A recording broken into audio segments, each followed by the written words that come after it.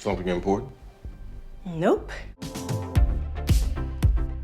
Hey, welcome back to ScreenCrush. I'm Ryan Airy, and this is all of the Easter eggs, references, and little things you might have missed in episode 3 of Secret Invasion, Betrayal. So, spoilers are ahead for that episode. So, the episode, like I said, is called Betrayal, and just like you'd expect in any spy thriller, there are lots of betrayals in this episode. Nick's wife, Priscilla Fury, aka Varra, is now a double agent working for Gravik, and that voice on the phone, yeah, well, you're talking to me, is Rhodey. So Rhodey's a Skrull, like we predicted in our video last week where we broke down every single moment in the MCU where Rhodey could have been swapped out with a Skrull. Wait, he was a Skrull the whole time? Yeah, he might have been a Skrull the whole time. The whole time? We also have confirmation that Gaia betrayed Gravik, and the Gravik betrayed her by murdering her, but more importantly, the word betrayal does not just imply individual people betraying each other. It refers to how Gravik and his followers feel betrayed by human beings and Nick Fury. This ties into the painting that he shows Talos, which I'll talk about later on. But remember that Gravik's motivation has nothing to do with dreams of conquest or religious prophecy, like the Skrulls in the comic book Secret Invasion. Gravik is doing all this because he feels betrayed. Alright, so like I was saying, Excuse me. Yeah, can I help you with something? Yes, I will pay you 1,000,000 bones to let me shave your friend. Sorry, we're not interested. Well, hold on just a minute. Let me think about this for a little while. But Doug. 1,000,000 bones. So the episode begins with Beto, the agent Gaia recruited in the first episode, being given his first assignment. He and 2 others are changing into the CENTCOM officers that nearly launch a nuclear weapon later in the episode. Oh, I didn't catch that. Yeah, when you watch it again, you see this guy is the one who is really pushing for the launch, then he's the one that calls it off. But in this scene, Beto expresses doubt. Do you think it will work? I mean, bring in chaos? And their answer is very telling. Faith in our future. So in our first breakdown episode, I talked about how the Skrulls were carrying out the terrorist handbook, recruiting disaffected young soldiers with nothing to lose and promising them the world. And terrorists often recruit using the same tactic we see in this scene, trading fear for faith. Could be faith in a higher power or faith for a cause. Now, this is an interesting way to interpret the Secret Invasion from the comics, where the Skrulls' conquest of Earth is a religious crusade to obtain a promised land for their people. It's also an important change that in the comics, the Skrulls are a conquering military force, but in the show, they are terrorists. Terrorists don't have the fighting power to win a straight-up fight, so the Skrulls have to pit the world's militaries against each other. The episode opens with Gravik bringing the Skrull Council into his transformation room and explaining his end goal. Super Skrulls. Yeah, so how does that work again? Well, Skrulls can't replicate powers, but in the comics, they did, genetically manipulate a Skrull with the abilities of the Fantastic Four, a guy named Kl'rt, aka the Super Skrull. Now, we've kind of seen this on screen in the 2007 film Fantastic Four: Rise of the Silver Surfer, when Johnny Storm got the abilities of the entire team. Then, during Secret Invasion, the Skrulls underwent a religious ceremony that allowed them to replicate the powers of different heroes. And now, just like in the comics, Gravik has worked out how to transfer abilities from others onto the Skrulls. Gravik refers to the heroes and the Super Skrulls as weapons of mass destruction. And remember, this is the exact comparison that future President Thunderbolt Ross made in Captain America: Civil War. Tell me, Captain, do you know where Thor and Banner are right now? If I misplaced a couple of 30 megaton nukes, you can bet there'd be consequences. Again, the idea of terrorists trying to get their hands on weapons of mass destruction, aka people with powers, very directly parallels the real world, where various terrorist cells are always trying to get their hands on nuclear weapons that are left over from the Cold War. Alright, but the larger point here is... All right, I'm here to shave the dog. Right on, 1,000,000 bones, here I come. Wait, hold on, Doug, you don't want to lose your fur. Why do you want to shave our manager? Because I need his hair to make a wig. You see, I'm losing my hair. Dude, you don't have to shave a dog for replacement hair. If you're losing your hair, then you should start using Keeps. They're the sponsor of this video. You will not believe how many guys start losing their hair, but they put off doing something about it. Now, there's actually a history of hair loss in my family, so when my hair started to thin, I didn't waste any time. Treatments can take up to 4 to 6 months or more to see results, so it is important to act fast. And guys, you gotta start early and stick with it. The sooner you start using Keeps, the more hair you'll save. Keeps stopped my hair loss right in its tracks, and they have more 5-star reviews than any of their competitors, and that is why hundreds of thousands of men trust Keeps for their hair loss prevention medication. So guys, if you're noticing that you're losing your hair, don't ignore it or hope it goes away. You have to do something about it right now, because hair loss stops with Keeps. To get a special offer, go to keeps.com/ScreenCrush or click our link in the description. That's keeps.com/ScreenCrush. Person, you owe me 1,000,000 bones. Doug, you know 1,000,000 bones is slang for dollars, right? Not actual bones. I did not know that. I am glad you saved me from a fate worse than death. Now, there's a very interesting wrinkle added to the Skrull Council in this episode. Gravik is showing them his chamber, right? Yeah, right. And later in the episode, we see members of the Skrull Council hooked up to these fracking pods to pull out their memories. So I'm wondering if the people hooked up to these pods are the original humans or the Skrull Council members. Let me explain what I mean. Later on, we see the Skrull Council members hooked up to the fracking pods. Now remember, until recently, Talos was on the Skrull Council, and the council was still fairly moderate when Gravik joined. You murdered over 2,000 innocent humans. Children. So the council was not hardliners who wanted to kidnap the world's leaders and take control of the planet. So when we first saw that the council was made up of all these powerful people, the Secretary of the UN, the Prime Minister of the UK, I assumed that the Skrulls had become these people years ago in order to help humanity develop and, move in the right direction. But seeing them in these pods means that the Skrulls either recently took over these bodies or, more likely, Gravik hooked up the Skrull Council to these machines and replaced these world leaders with his own people. Then we go back to 1998. It's been 1 week since you looked at me. 1998, 1 year after the flashback we saw in last week's episode. The font is still the same one that we saw in Captain America Civil War and Black Widow, as we see Fury enter a New York City diner to meet up with his future wife. She delivers intel on Dreykov, who we first heard mentioned here. Dreykov's daughter. Now this throwaway line in the Avengers turned out to be key to Natasha's backstory. Dreykov was her boss when she was part of the KGB, and she had to prove her loyalty to S.H.I.E.L.D. by assassinating Dreykov and inadvertently his daughter. Well, attempting to assassinate them anyways. Black Widow's opening flashback takes place in 1995, and at the end of that flashback, we see that Dreykov was the handler for Natasha's fake family. So it makes total sense that S.H.I.E.L.D. would still be hunting him at this point. So this scene in the diner answers our questions from last week. If Fury knew that his wife was a Skrull. Honestly, shapeshifting was probably part of the appeal. Then we cut to Skrull Council member Christopher McDonald, aka Shooter McGavin, as a cable news anchor stirring up fear. That, my friends, looks a hell of a lot like World War III. Honestly, perfect choice to impersonate because news shows are basically designed to keep us afraid and worried, so we'll keep watching until after the next commercial. Then a warning for dog owners. Petco is pulling a popular treat from its shelves that may be linked to sick or dead dogs nationwide. Fury has now shaved his beard down to a goatee. Now this is an old trope in fiction we've seen 100 times before. When the hero leaves the fight, they grow withered and they grow an old beard. But then, as they come back to themselves, the facial hair gets shaved away. It's been 1 week since you looked at me. Fury and Priscilla talk about him being gone during the blip. I wept on your pillow every night. I grieved for you. And how much he hurt her by running away to space. Now he wants to know where her loyalties lie. I became me, the me I was before you. She even gets a suspicious phone call that seems like way too over the top suspicious. I don't have that information at hand right now. Something important? Nope.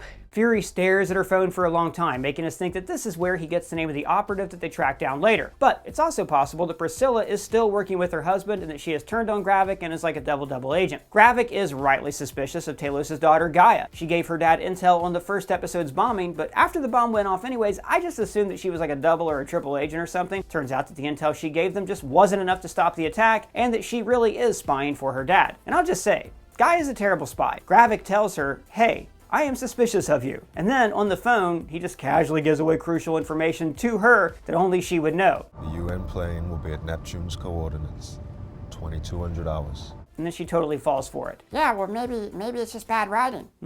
Yeah. So Gravik and Talos meet face to face to face to face to face to face to face. Now notice how in the cafeteria they are surrounded by ads for a portrait gallery exhibit. Once again, we are surrounded by faces, like the clock faces in Sonya's office and the masks in Fury's home. Before that meeting, Gravik shows Talos a painting. Gathering up all these big men for one painting.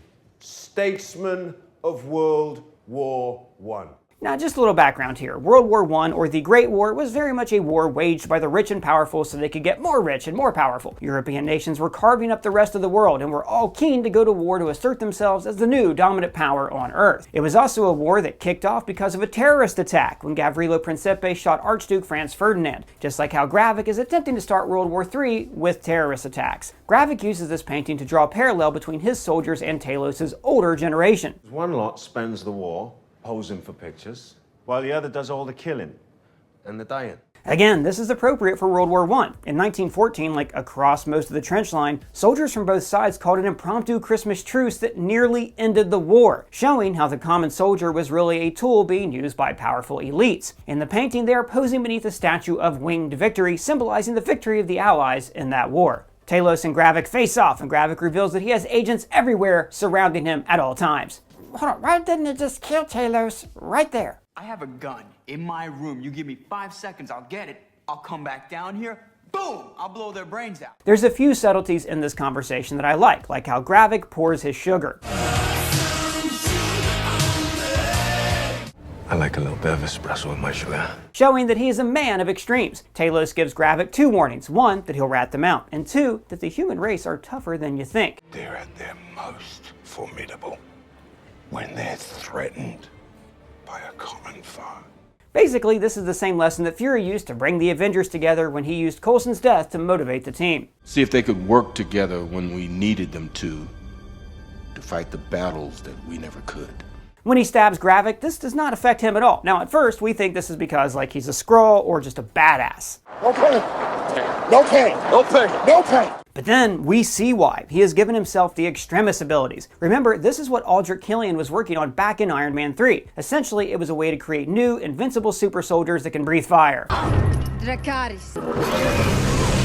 But the last time we saw Extremis was way back in Iron Man 3, so really there's... Actually, Ryan, if I could... Yeah, Colton, what do you want? Well, see, that's actually not true. After Iron Man 3, Tony stabilized and cured Extremis. And yeah, it's popped up a couple times since then, like in Agents of S.H.I.E.L.D., where it was later revealed that Killian's AIM was a branch of Hydra. Actually, Colton, according to Agents of S.H.I.E.L.D., Centipede was a branch of Hydra, and they actually used it... And then there's this underground fighter that we saw in Shang-Chi. We don't really know how many soldiers Killian infected with Extremis. Kind of like the Skrulls, there could be hundreds. And of course, last week we saw Extremis listed as one of the pieces of DNA that Gravik's people have recovered. And we actually have a video up on the channel right now talking about how these strands of DNA could add up to the powers of a super Skrull. Watch that one if you haven't already. Okay, just shut up, egg breath. Right outside, Gaia hands off the phone to her dad while disguised as an old man. And the channel heavy spoilers pointed out this incredibly cool detail that we can see the man whose form she just took using the phone right here. Hey, how come the Skrulls change their clothes sometimes and sometimes they don't?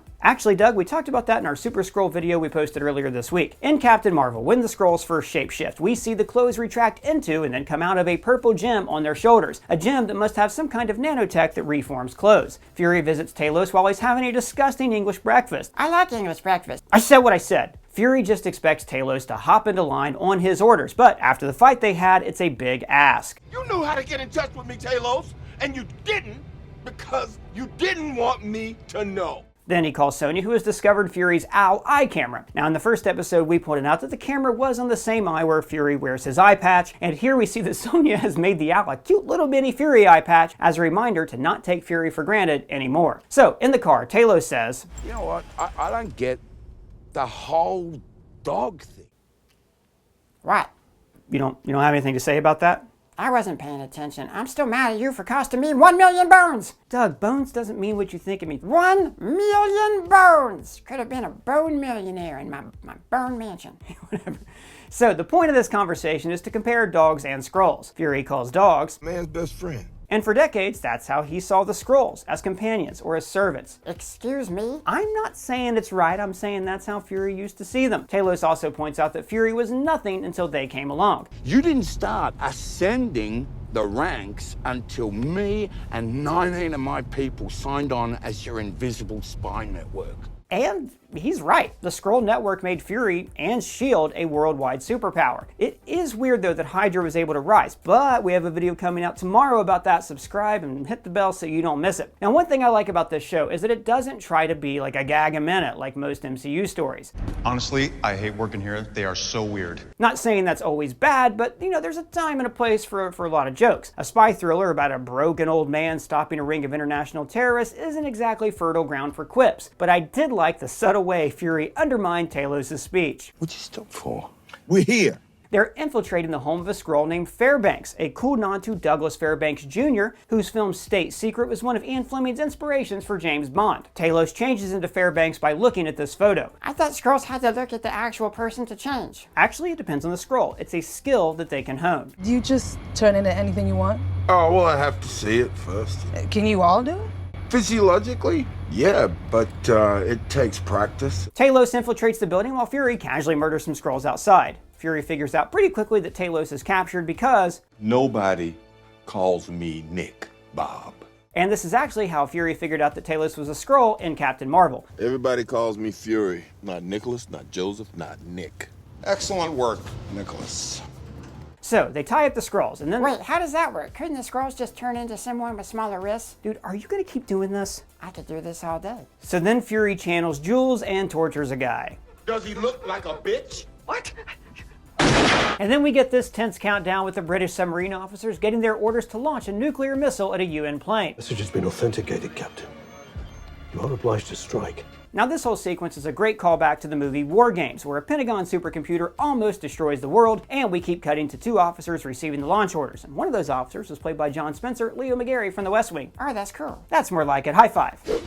And of course, this whole sequence is reminiscent of the great military thriller Crimson Tide, about a nuclear submarine crew fighting over nebulous orders that could start World War III. Side note, Quentin Tarantino did a pass on that screenplay, and it's suspected that he added in this line about the Silver Surfer. Now, everybody that reads comic books knows that Kirby's Silver Surfer is the only true Silver Surfer. Now, am I right or wrong? Talos calls Gaia, asking her to get the code for Fairbanks' fracking pod, which, by the way, if you've ever seen Battlestar Galactica, saying fracking pod over and over is hilarious. You're not gonna get better lying on your back. Oh, frack off. Gaia scrubs through memories like her dad looked through Carol's memories back in Captain Marvel, and she sees Fairbanks fighting with his son, Zachary, leading him to create the safe word, Zachary. Now this is setting up a pretty obvious trap where Gravik is waiting, alone for some reason, just outside the gates for Gaia. He reveals that she was the only one who knew about this attack, so it had to have been her. I know it was you, Fredo.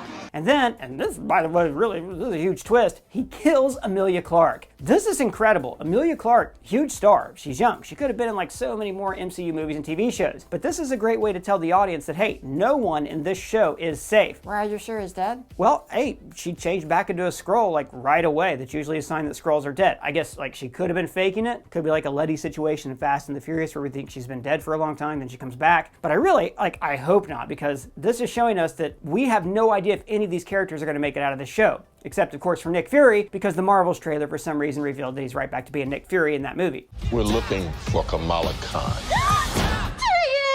And then the end sequence here, very interesting. Priscilla is working in her home hydroponics lab growing different plants. Now, we did see in episode 1 that the Skrulls are growing their own produce from their own planet. This is a symbol of people who are literally putting down roots and have no intention of leaving this world. But there aren't Skrull plants here that she's growing. But still, it shows her studying the effects of plants like as a hobby, or maybe she's doing this study for the other Skrulls so they can learn how to cultivate their own plants on this world. She gets a call, looks sad, and then goes to a safety deposit box for a gun. Now this could mean that she has been activated as an agent for Fury, an agent for the Skrulls, we don't know. Either way, she is sad to return to this life. She has literally locked away that violent past. Yeah, why would she lock away a gun though? It's kind of weird. Well, like I said, it could be symbolic that she's locked away this part of her life, or maybe this is a special gun and coded only to her that can only kill Skrulls, a contingency gun. And when she's in the vault, she gets another call, which sounds like it's from Rhodey. St. James Church, 1 hour. So a couple things here. If Rhodey is a Skrull, then that Skrull probably should have changed their voice, in case the call was being traced or something. That's one. Two, if this is how we find out that Rhodey has been a Skrull for decades, then this is a lame reveal. Now this call makes us think that she is now loyal to Gravik, that the years that Fury abandoned her made her turn away from him and join the cause of taking over the Earth. Like in any spy story, we can't really be sure of what's going on or who we can trust, which fits in perfectly with the tagline of the Secret Invasion comic book, Who Can You Trust? It's time for Who Do You Trust? Hubba, hubba, hubba. Money, money, money. Who do you trust? Hey, I just want to say thanks for the keeps. Now I can keep my hair. Oh, so you're here to rent a video? No, I just came to return Indecent Proposal. Good movie, bye. Somebody actually rented a movie here? Oh my God. And just a reminder, to stop your hair loss today, click our link in the description for a special offer from Keeps. But I want to know what you guys thought of the episode. Let me know in the comments below or at me on Twitter. And if it's your first time here, please subscribe, smash that bell for alerts. For ScreenCrush, I'm Ryan Airy.